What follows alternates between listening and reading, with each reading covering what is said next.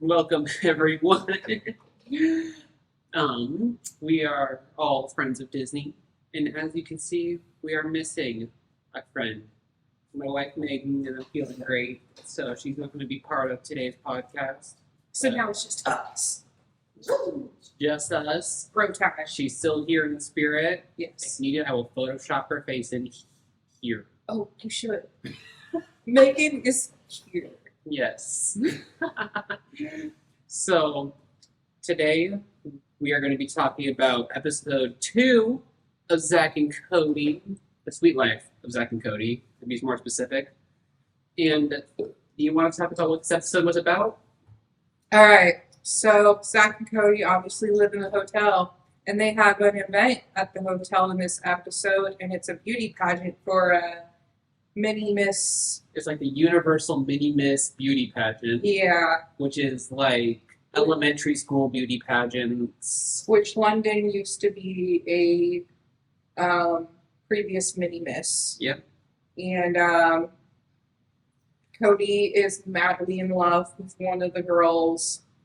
And that young girl happened to be a very young Victoria Justice. And Cody also gets into the beauty pageant, and Zack thinks he's in it for the money, which wasn't he in it for the? I think he was more in it for the Zack was into Cody being in it for the money. Cody was in it for the girl to get closer to Victoria Just's character Rebecca. Yeah. And as usual, nothing goes to plan. The boys get into a ruckus. The boys cause trouble. The mom gets mad. Kind of. We'll talk more about it, but in short, Cody wanted to drop out because he wanted the girl to win, and he was in the running somehow. Yeah. And then Zack was like, hell no, locked Cody in a closet.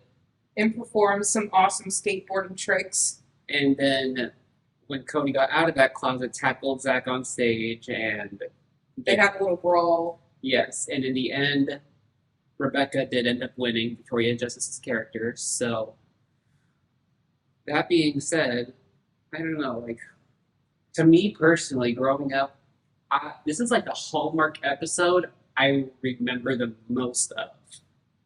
Like, especially when I found out that was young Victoria Justice in, like, middle school, when I figured that out. I don't know, like, this episode was what I remember the most, and I did not realize it was episode 2. I thought it was really cute. When we watched during Halloween time, though, when we watched the Halloween one, Zack and Cody. Yeah. Surprisingly, that's the one I actually remember the most, but only, like, specific parts of it. Yeah. So. But, I mean,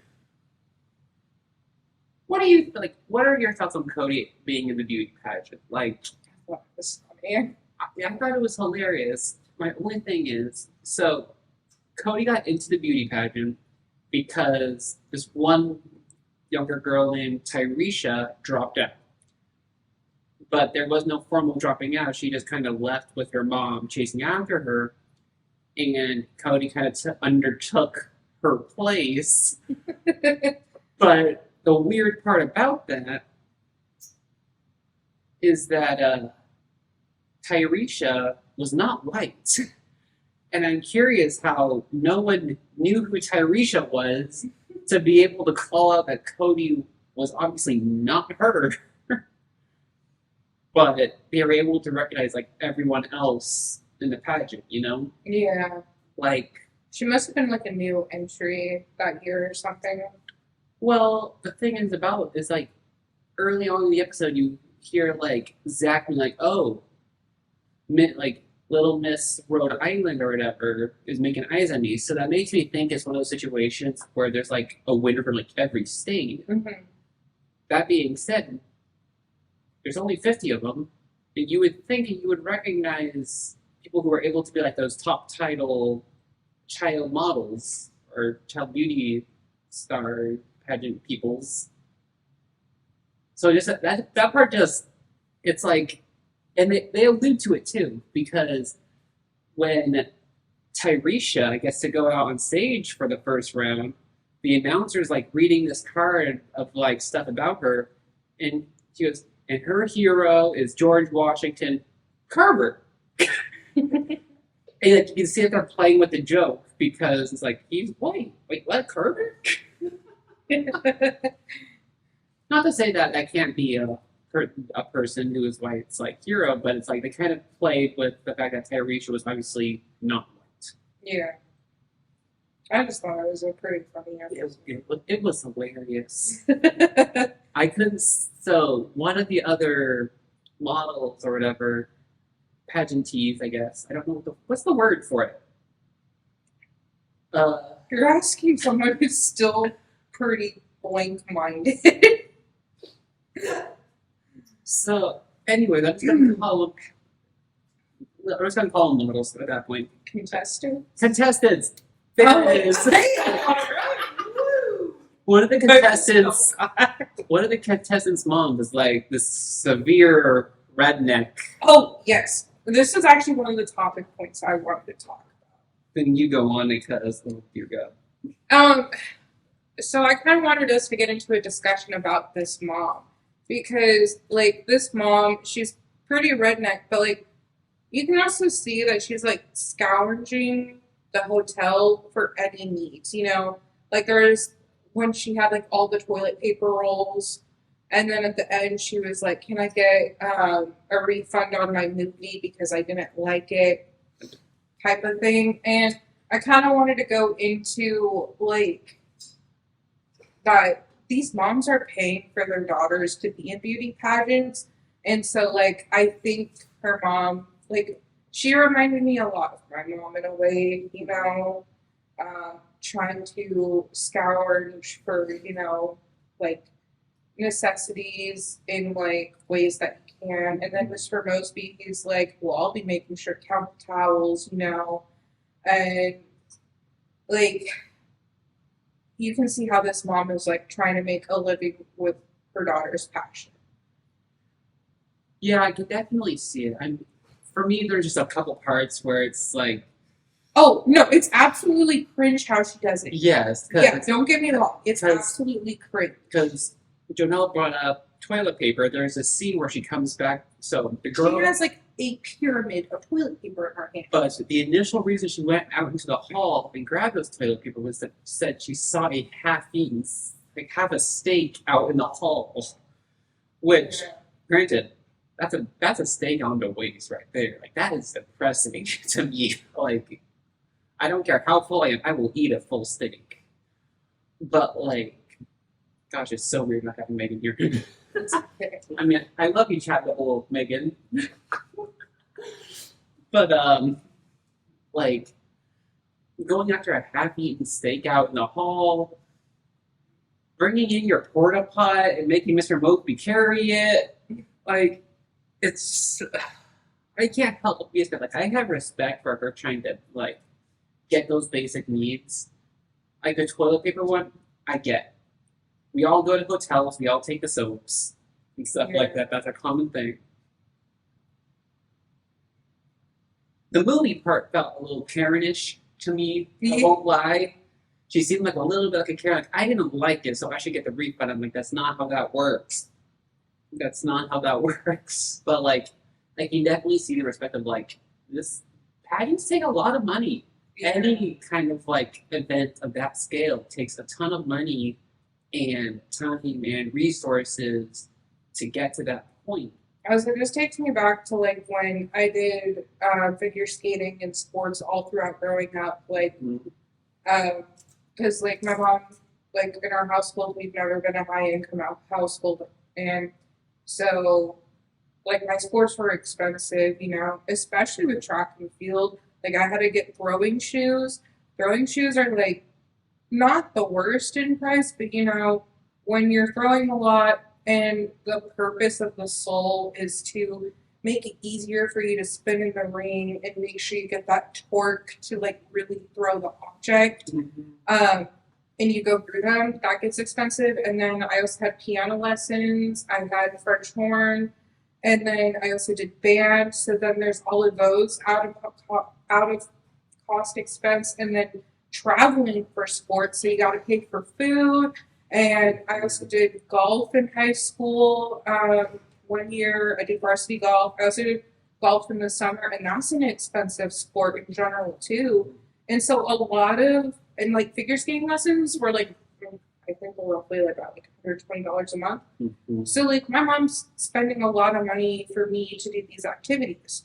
Yeah. And so for this mom, she was probably spending a lot of money for her daughter to do the beauty pageant. And like, well, yeah. This daughter's like kind of embarrassed by it, you know. And I mean, like, I get it, you know. She wants to look cool with her friends, but like, and they definitely portrayed the mom very cringy. But yeah. Well, and like, I 100% relate. Like, I don't want to say I was super low on the income stuff, but like, growing up, especially nowadays, extracurriculars are really expensive. Like, I did band, I was in track as well, and I was on my high school swim team for a couple of years, and on our dance team. So one of my coworkers, she has two kids. One's in like elementary, the other one's in middle school. For one of her kids to do after school activities, so that way she can pick up her son later, because she still has to work, you know, and she's a single mom. That was it's supposed to be $600, and that's Spokane Public Schools charging her $600 for 5 days out, like 1 extra hour. Mm-hmm. In my school district, at least for sports and things, they would, but typically you end up having to pay to be part of school sports. When I was in middle school, it was like $25 for each sport, and then for high school, it was $100. I felt lucky because right when I entered high school, there was a levy that passed for our district that got rid of the pay to play. So I didn't have to spend $100 each year to play swim. I mean, to be on our swim team, or $100 to be on track. That would have been $200 a year. Yeah. Granted, band and the artsy stuff got left out of that. So if you had like, it was common that you had to like do your fair share for band trips and stuff like that to help cover the cost, because the arts are undercut as always. But like, not to mention, like, especially band kids, instruments are expensive, and luckily a lot of departments are like taking up having like rundown instruments that they kind of fix up themselves with the school's budget. It's for those kids that can't afford the instruments and things like that. But my saxophone is easily $4,000. Yeah. And stuff. And like, if you want to practice piano, a decent piano is going to cost you at least like for a keyboard, it's going to cost you at least a couple $100 for a keyboard. I was like, the clavinova I have at home is at least around $3,000. Mm-hmm. My keyboard I got upstairs in my apartment is I got it from Costco for about $150. And it's just a digital keyboard. I have no stand, no quick. It just sits on my desk, except and it just does what I need it to do, so I can play some piano. But any extracurriculars are so expensive, not to mention the equipment, the training. And like, yeah, the grand prize of this beauty pageant was $2,000, but like, and the mom was like pretty hyping on her daughter to win this, and you know, I see why, because she put her whole life into her daughter's activities, and so that means like that money is essentially their income. Exactly. Which is why she's betting on this. Well, and like you hear when they first get to the episode that her house is double parked outside, so she lives in either RV, trailer, mobile home, like something along where she drives it around the country. She doesn't have a stable place to live, like maybe some of the other moms you see it in there. And obviously, she's more redneck, country western vibes. But honestly, I'd probably do that whole living, because like I've been seeing the people who like have the van life, and I'm like, you know, van life is low key very tempting. Yeah, but because it's cheap. It is cheap, but I don't like the idea of stability, of like instability. You know, like I mean, practically live in my bedroom anyways. Yeah. Well, speaking of this perspective of me and Megan, like, we want to have kids and everything at some point. I really want to be a dad, and something I want for my kids is to be able to have that stability. And while I'm a single principal. Come on, Mr. Chef. Yeah. But, yeah. But Mr. Chef has ghosted me again, so that's okay. But I want to talk about a very offhand line, but I don't know how I feel about it. I keep thinking about it. Go. When Zack gets caught on stage pretending to be Tyresha, pretending to be Cody, pretending to be Tyresha. And like Mosby and the mom are over there, and like they pry Cody off him. And the mom just goes, Zack, why are you wearing a dress? And he goes, we did it to invite you. Oh, thank goodness. Like, I can't help it. It was funny, but like, I can't help but think of like, that joke kind of hasn't aged too well. Yeah, and today that joke wouldn't age very well, especially with this transgender. Because what would the response have been if no, I wanted more version? I just can't stand that character at all. Yeah. Like, they got this character very well, you know, it's a joke and everything else like that. But it's still seems I can't help but think about it. One of those jokes just does not quite fit with today's time. It's almost 20 years. Yeah. 20 years. Wow. 20 years. Oh, yeah. Oh. Crap. She said we're getting old. We're only in our 20s.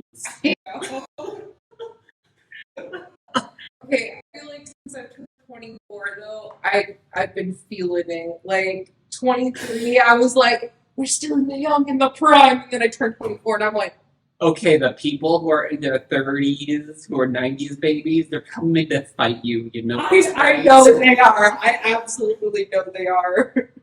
And Mr. Chef ever watches this, he's gonna be like, I'm almost 40. Don't go on about being old. And then a guy that like I've been there's two guys I'm talking to right now. But yeah, don't go about the whole getting old thing. Every generation feels the nostalgia when their childhood shows are like so far away. Yeah. Like remember, I think it was like our first year of being friends, Little Mermaid hit 30 years old, and we're like, holy crap. I don't know, I just feel like the adulting has really hit hard since I turned 24 though, so I'm just like, I feel that. Like, I'm not 24 yet. Like, I'm not that far off. I'm like barely over a month. You'll be there. But like, yeah, just I feel it's weird to think that this is like a 20-year-old show just about, as well as like the other shows that we'll eventually be covering. Like, Wizards of Waverly Place started almost 20 years ago and it's already getting a reboot. Yeah, I'm so excited about that. Oh my god, I'm so excited. Well, so now knowing that is Johnson. Dave Henry. Yeah. Comes to Spokane. I know. So that legitimately saw him at the mall. And that's freaky. So freaky. Okay, so about like a year ago, I was at the mall and I was going back to my car and David Henry is walking in the Spokane Mall and I'm like, why does that oddly look like Justin from Wizards of Waverly Place? And like I dead ass stared for a while and I was like in my head, like, do I go up and talk to him and be like, oh my god, hi, you know? But at the same time, I'm like, why would David Henry come to Spokane? Spokane is not a place to visit. And then So for my birthday, I went to build her. So I went back to that mall, and I'm talking to the cashier there, and I was like, yeah, there was one time I swore I saw David Henry from Wizards of Waverly Place, and she's like, no, you did. She's like, yes, family actor spokesman. And she's like, occasionally comes into the mall, and I'm like, so you're telling me I that we sound like Swifties right now. You know this, right? I know. It's one of those Mandela effects, though, you know, like, you thought it was one way, but it's actually not. yeah. So I completely, like, Mandela myself. And now so David Henry ever watches this, come back to Spokane, and we'll bring you on this pod. How about that? Since we know you come to Spokane. Oh my gosh, don't do this to me. This is so bad and cringy. Back to Zack and Cody. Okay, we'll mention it every time we start eating in a Wizards of Waverly Place then, and be like, David Henry, come to Spokane. I just think it'd be cool since he actually does come out here. Like, it would be cool. We can hit him up on the side and just be like, it would be awesome if you could be a guest. I'm so sorry, David Henry. We would love it. You're not my favorite character in Wizards of Waverly Place, so we're downgrading you a little bit. Sorry. I much am a Selena fan, but you would be a great guest. We would love to have you. I'm sorry that we're a little bit fanboying right now and fangirling, but anyways, back to Zack and Cody. Do you want to get twins here too?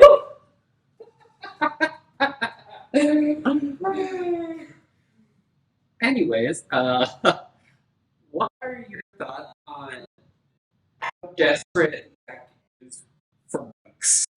Like, desperate. I mean, his mom, remember, we have conversation on living because the hotel is like, I don't think they're paying for all of her expenses living there. You provide them with sleep. Yeah. Yeah.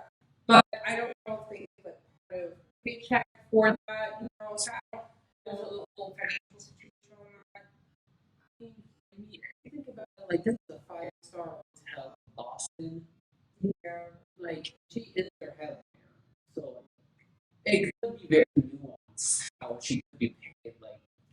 Like I said, like, I was in band, I was going to school for music originally. So I understand a lot of, like, the struggle performers have because performing is a big company. It feels so for her to have like basically a residency in this hotel. He has some form of heart. Yeah, that's but like I can still very much see her side of also like, no, we have food for money. Like, we get money for food and that's it. Negotiable. And I was kids off that don't photograph the cost of money and stuff, but and definitely what I kind of related to that in some ways, like, oh, I really want this thing and stuff. I saw my friends to get it. Fine, exactly. Like some of my friends and stuff, we had a giant bill behind our houses and stuff. Oh, we had our own carnival. Like all the licensing, power, all that stuff. We never went through with anything. It was like we talked about it and then we forgot about it the next day. Like, you know, classic, oh, no paint stands and stuff. Like, definitely related to that idea of like, I really want this thing, but my mom doesn't know, so I'm trying to figure out how to get it myself. Which I admire that, but I wish he had a little more support on his then like throw into this recap and everything like that. But like in like really his own grief. Yeah. Cody didn't want to be in the recap. He just wanted to give her flowers. It's so cute to me. And then they were just like, man, there's a guy like you. And he's just like, you could see him constantly with you like, I was a guy.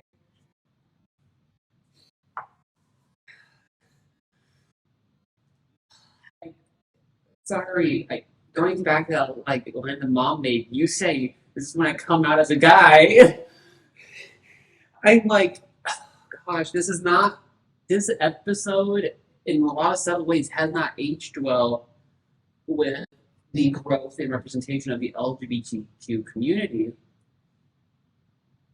because that sounds a lot more devious than it is. Like that's a to me it sounds very much like that argument some people make against Bathrooms. trans bathrooms and stuff, where it's like, oh, I'm gonna be this so that way I can get it. Like I can't help but like I don't. This episode has not aged well in a lot of ways with the fact that in this episode, Cody is in this place of pretending to be a girl. Yeah. And a lot of those aspects have not aged well. However, I do kind of appreciate that they did not they left the innocence of the sleepover. Yes. Like, so there's an episode, in part of the episode, Tyresha gets invited to the sleepover with all the contestants for the pageant and stuff. And Zack is saying hard no. And Zack's always been the ladies' man and stuff like that. So he's not like, I got really worried rewatching this of like, oh no, they're gonna make like these are boys that are like about to enter puberty that are gonna be at a sleepover full of women or young women and stuff like that. So I got really worried that there was going to be some allusions to that because I didn't fully remember, and I'm so thankful they left the innocence there. Yeah. Like that is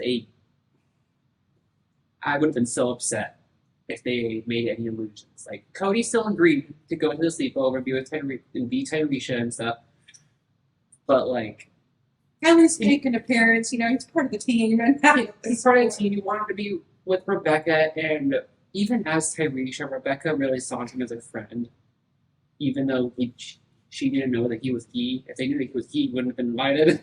Yeah. And stuff like that. But like Rebecca saw how mean they were, the other contestants, and really saw Tyresha as that friend, and Cody, like, through no disrespect, was like, I'm gonna be there for her and support her.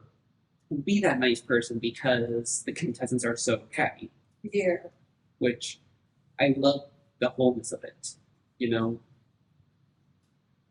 Which, I don't know. This is like the other thing that I wanted to talk about was like beauty pageants today.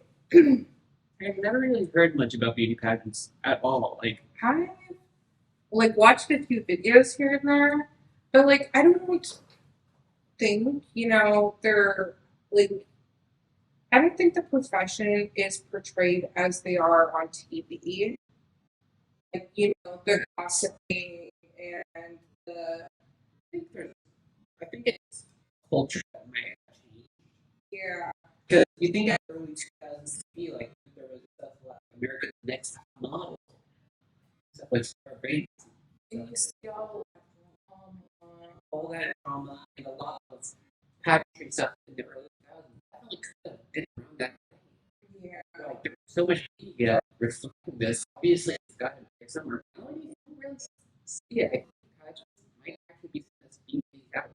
And then there's like one thing that I guess want to go on is like beauty pageants in themselves because you know beauty pageants are kind of like a topic of controversy now, especially the fact that people are like we should even have beauty pageants because they're so condescending on women and like and do you remember any of them? So familiar. Probably TRs. It was a TLC show and I love TLC. And Honey Boo Boo was starring Thomas Jars, I believe. So she was a young beauty pageant girl. And then, oddly enough, she had kind of those redneck families. and there's also like a lot of art history that went on. But like it shows, like these girls are doing it for a living. There's a lot of money that goes into this, but and then you look at Miss Universe. Sorry, I'm like going between pageants, but this is kind of how my brain processes things. I'm sorry, I'm putting you in a circle. So there's this high-end drama of Happy Lulu and all this drama that you see TLC style. And then you look at things like Miss Universe and Miss, like, the movie is called Miss Congeniality. Thank you. And you see that there's actually more of this like moralized standard on beauty pageants where like these girls are doing it like not only to like exemplify their beauty, but like it's not just about answering world peace, And it's those conversations they generally get into actually deep conversation. And we could be in balance. Yes, we could be in balance. Slay.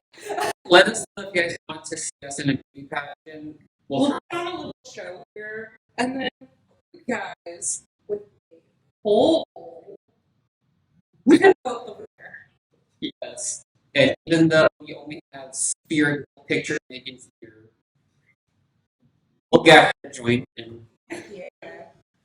Okay. We gotta have some incentive. That's not going to let us be embarrassment. So let us know if you want to see it. If we hit, I think, 50 likes again. If we hit 50 likes and just for this episode? Just generally let us know if you want to see it and we'll figure it out. I was going to say once we get to 100 subscribers. Yeah, I like that idea. Yeah, how about... All right, so here's what's going to go down. Subscribe to Friends of Disney. Get your friends to subscribe. And if we hit 100 subscribers... Like and subscribe. And make sure to click that notification bell. And then when we get to 100, this is clear, 100 subscribers, make it. And me and Sean, we will do a beauty pageant. To be clear, if you want to see me in a dress, we need an additional 50 subscribers. Otherwise, you're getting suit Sean. Sean in a dress needs 150 subscribers. And we're going to set a deadline on this. How about April Fools? Yeah, we'll give you till... Yeah, April Fools. So April 1st, 2024, we need 100 subscribers for the beauty pageant. And 150 subscribers in total if you want to see Sean in a dress. Yep. So, those are our terms. If you guys want to see us have a makeshift beauty pageant. So, if that's something you really want to see, you guys know what to do. So, subscribe and click the notification bell. It's so weird hearing you say that. We have yet to do that in any episode. Sorry, Megan, I'm like making you our subscribe button. Megan is subscribed tonight. Well, and we'll take this moment to let you guys know about our snack of the day. It is wings from Wingstop. Which, they were very unprofessional today. Very professional, but I'm not gonna lie, these wings aren't bad. Yeah. So. I about lost my shit when I entered that kitchen, though. These boys... Okay, I used to be a shift lead in a kitchen, so like I understand kitchen pretty well. It's normal for cooks to goof around, but it is not acceptable when you have an open kitchen to your floor to be taking towels in your hands and slapping each other's asses, not following washing your hands to prevent foodborne illnesses, leaving your entire line, your entire cook's line. I appreciate you are not sponsored. We're not sponsored with you, but your food is great, but your staff today is horrible. We're going to leave it at We're not just they're bad. Nothing company. You know, you let them You listen to YouTube. Yeah. Well, please don't ever listen to this. Fix this Spokane relationship. Anyway, back to the episode. Again.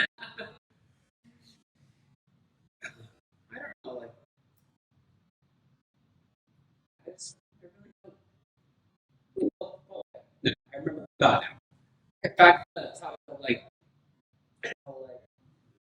we've had nowadays, like, again, kind of taboo subject because there's more to women and their love and things like that. There's like a great second clip of that in this episode with Maddie. Only time to see Maddie, really. Because London has I bring some snacks up to sleep over.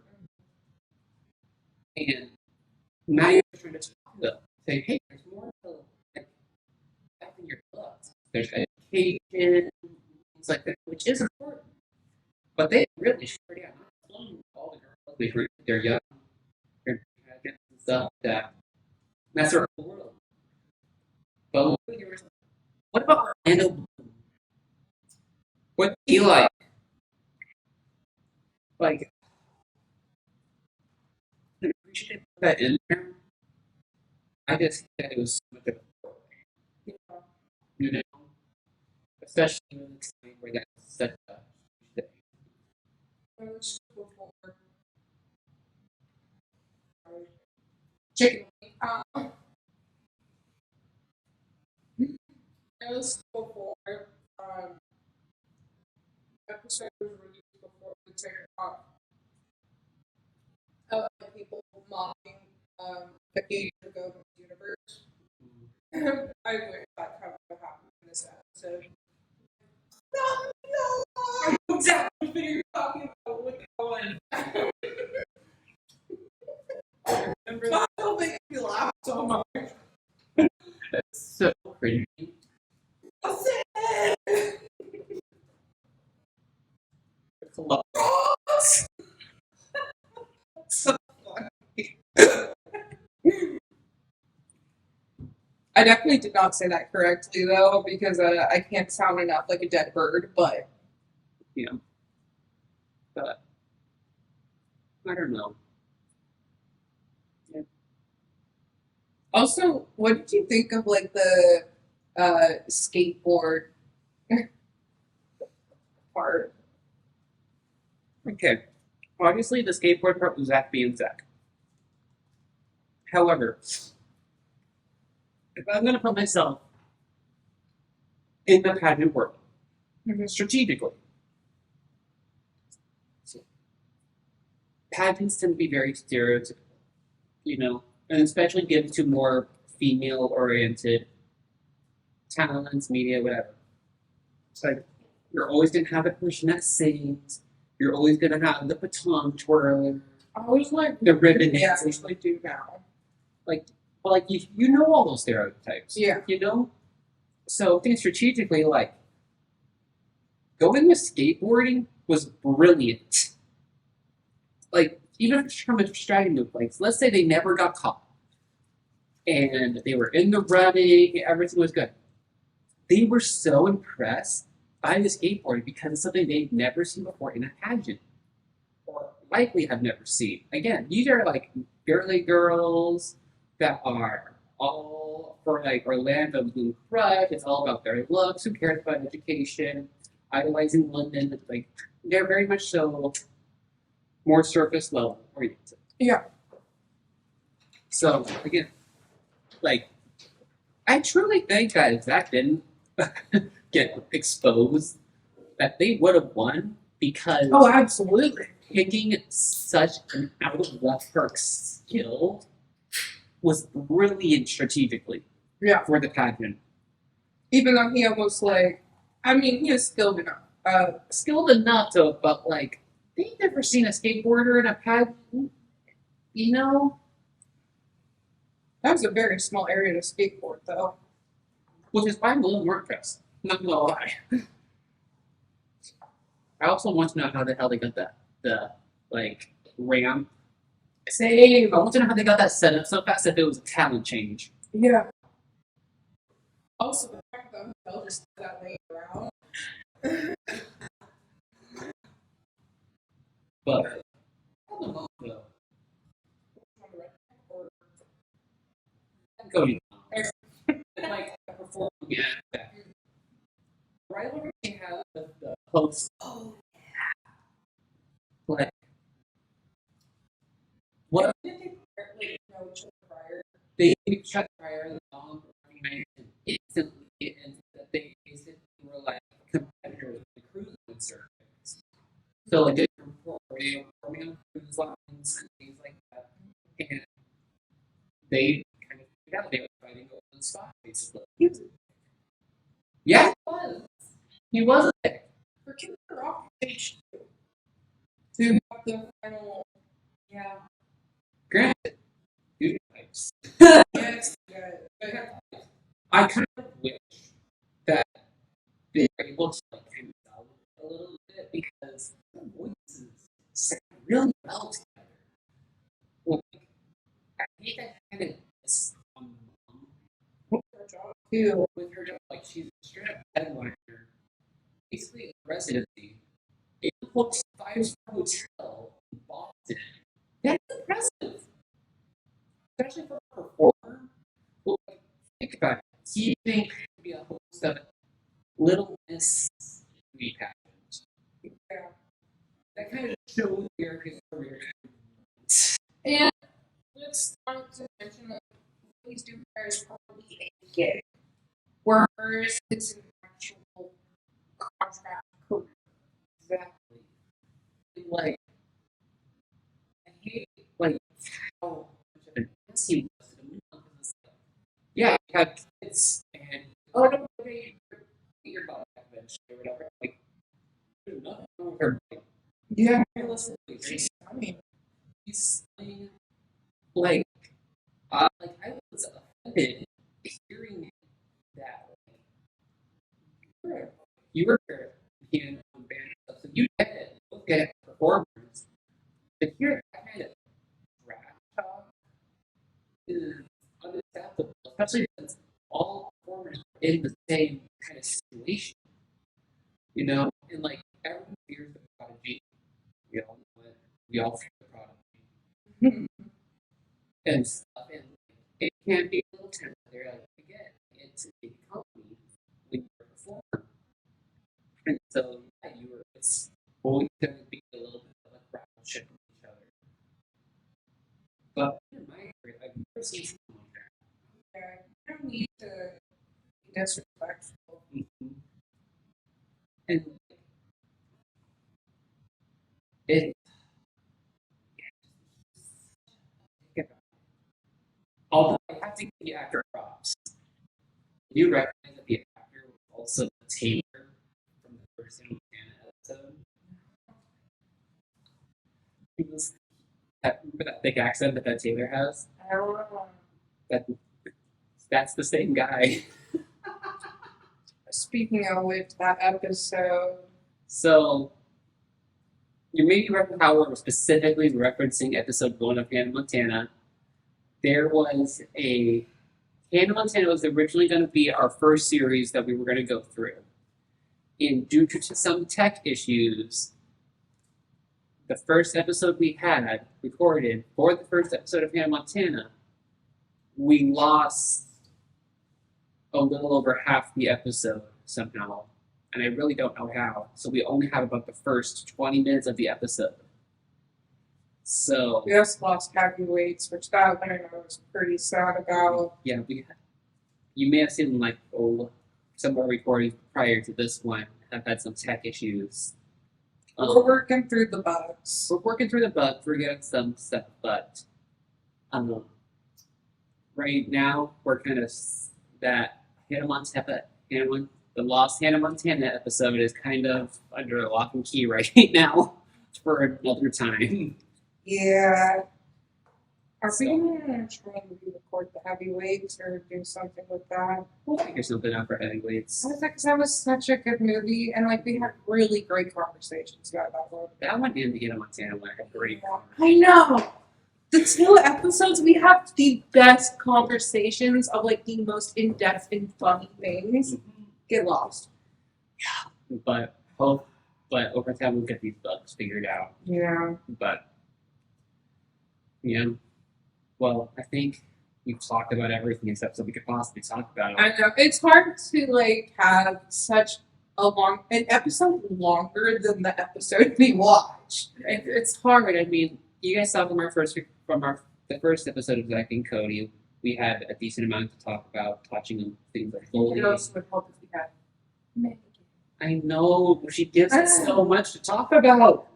I was like, you keep pushing for her to talk, and I'm realizing like she does a lot of talking in herself already. I know. So Megan's normally a very shy person. She is very shy. Yeah, so we're trying to work on communication skills.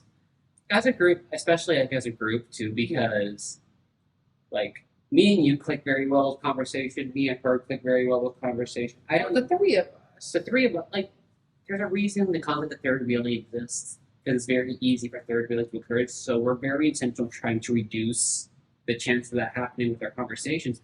But we are lost without her. Like, I mean, yeah, we've actually done pretty well with this episode right now, I feel like. Yeah. But yeah, I feel like if we got some of like Megan's point of view in here, there'd be like maybe some more to talk about. It would be a little more to talk about. Yeah, because Megan also does differently than me. Definitely has different experience, an entirely different worldview. Yeah. Which worldview because of school. So. Yeah. College we went to, everyone had to take called core classes. They were 3 classes. 4, 2, 4. And they're all about building your worldview. What shapes your worldview? It is stupid. The first one you have to learn about all religions and philosophies and philosophers. Second one was more philosophers. Yeah. It was a lot more existential. Like, how do we know what we know? It is knowledge come from. I helped me with Core 3 too, and Core 3 was always about policy. Yeah, Core 3 can take a lot more of the philosophers and the creative philosophy applied to Policy making. and shaping your worldview. But anyway, yeah. Well, we should name our next episode. Like and subscribe for Sean in your dress. Or a beauty pageant. Like for the beauty pageant, even more mommy dress. Otherwise, we'll get soup Sean. So, I think with that, we can say bye, everyone. Bye.